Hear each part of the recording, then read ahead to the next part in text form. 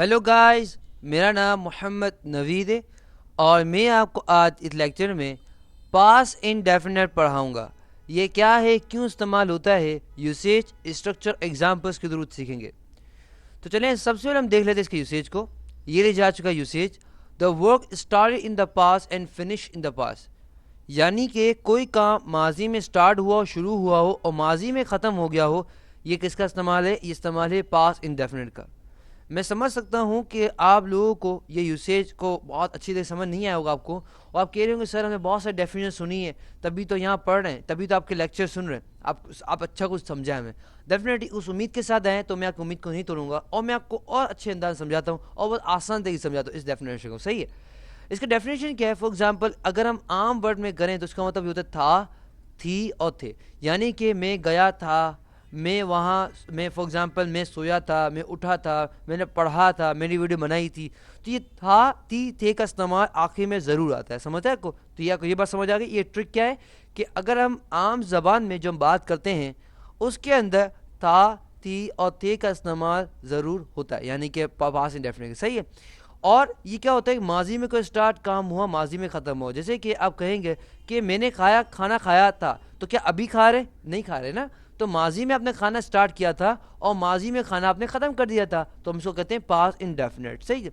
अब मैं आपको और आगे जाके अच्छी तरीके और समझाता हूँ। इससे पहले ही हम जाएँ, हमें स्ट्रक्चर देख लेना चाहिए, और ये अच्छा स्ट्रक्चर, और हम देख लेते हैं एग्जाम्पल्स। स्ट्रक्चर हम बाद में देखेंगे, पहले देख लेते हैं एग्जाम्पल्स, क्योंकि मेन पॉइंट हमारा यही है ना। पहला हमारा एग्जाम्पल को इस तरह से है, he ate dinner. He ate dinner यानी कि उसने डिनर खाया था या उसने रात का खाना खाया था। समझ आए आपको? इस तरह से दूसरी मिसाल हमारे पास है, ही कंप्लीटेड हिज वर्क, यानी कि उसने अपना काम या उसने काम खत्म किया था। सही है?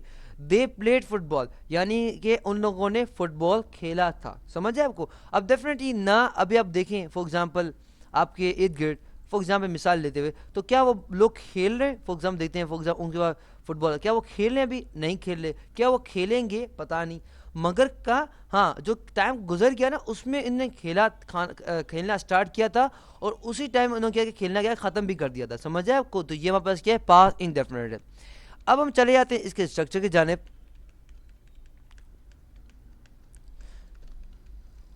स्ट्रक्चर हमारे पास कुछ इस तरह से मौजूद है। हमारे पास सब्जेक्ट, वर्ब की सेकंड फॉर्म और प्लस ऑब्जेक्ट। अब हमारे पास सब्जेक्ट क्या है इसको ज़रा समझ लेते हैं अच्छी तरीके से।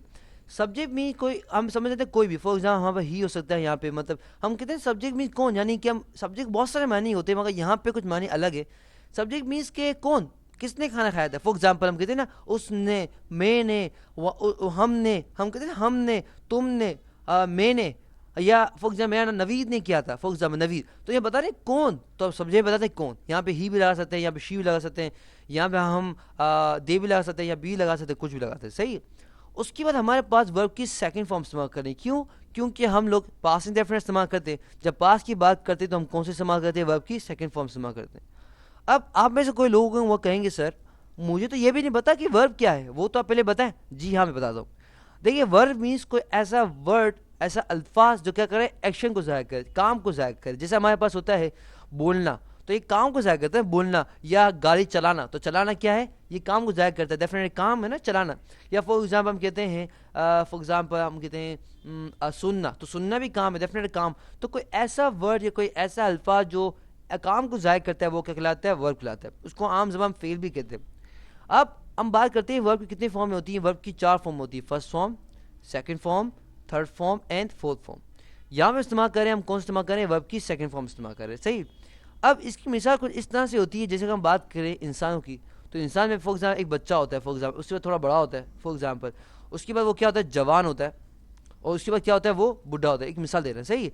तो ये एक स्टेज होती है ना, इस तरह से क्या होता है वर्ब में क्या स्टेज होती है, वर्ब की first form, second form, third form and fourth form. ये अकॉर्डिंग टू ये इसकी सिचुएशन में लगाया जाता है। सही है? अच्छा, अब आपको सिर्फ ये याद रखना है यहाँ पे वर्ब की सेकंड फॉर्म इस्तेमाल की जाती है। सही है? उसके बाद हम फिर से मिटा देते हैं हम लोग। सही। उसके बाद हम इस्तेमाल करते हैं ऑब्जेक्ट, इस्तेमाल करते, क्या इस्तेमाल करते हैं? ऑब्जेक्ट। ऑब्जेक्ट क्या होता है? किस पे काम किया गया। जैसे हम कहते हैं ही एट, उसने खाया था क्या।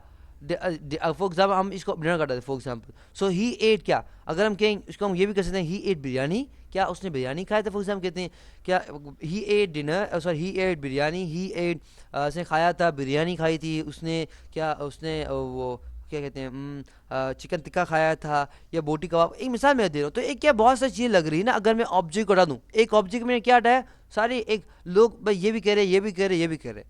مگر جب میں آبجیکٹ لگا دیتا ہوں, کیا لگاتا ہوں میں نے, جیسے میں نے آبجیکٹ یہاں پہ لگایا, آپ دیکھ سکتے ہیں کیا کنفیوژن دور ہو گئی نا, آپ کے دماغ پوری مائنڈ ایک پورے پکچر کلیئر ہو گئی کہ یہاں ڈنر کھایا تھا.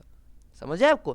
تو یہ بس یہ آبجیکٹ بڑا ایک زبردست کام انجام دیتا ہے. فار ایگزامپل اگر ہم کھانے کی مثال لیں, کھانے کا نمک نہ ہو تو کھانے کا مزہ نہیں آتا. فار ایگزامپل اگر آپ بریانی پکا رہے ہیں, فار ایگزامپل صحیح کچھ پکا رہے ہیں, اور کھانے کا نمک نہ ہو تو مزہ آئے گا؟ ہاں مزہ نہیں آئے گا. آپ سارے مسالے ڈال دیں مگر وہ ذائقہ نہیں آئے گا.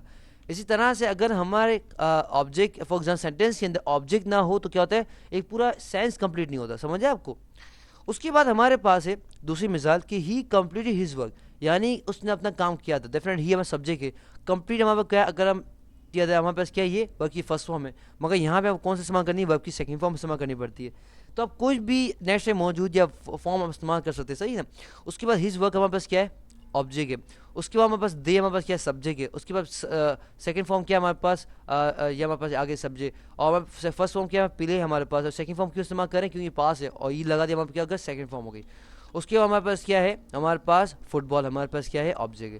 یہ دیکھیں میں اپنی طرف سے نہیں بول رہا ہوں کہ ای لگانا یہ لگانا, آپ اپنی طرف سے نہ لگائیے گا.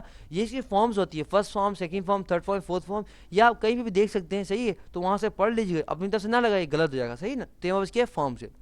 سمجھ جائے گا پاس انڈیفینٹ کیا ہے. پاس انڈیفینٹ کے اندر بات کرتے ہیں, سب سے بات کرتے ہیں تھا, تھی, تھے کے, اور جو کام ماضی میں اسٹارٹ ہوتا ہے اور ماضی میں ختم ہوگا تو اس کو ہم پاس انڈیفینٹ کہتے ہیں. یہ اسٹرکچر نے دیکھا اور ایگزامپل سیکھی, میں پوری کوشش کی 100% آپ کو بہت اچھی طرح سمجھانے کی.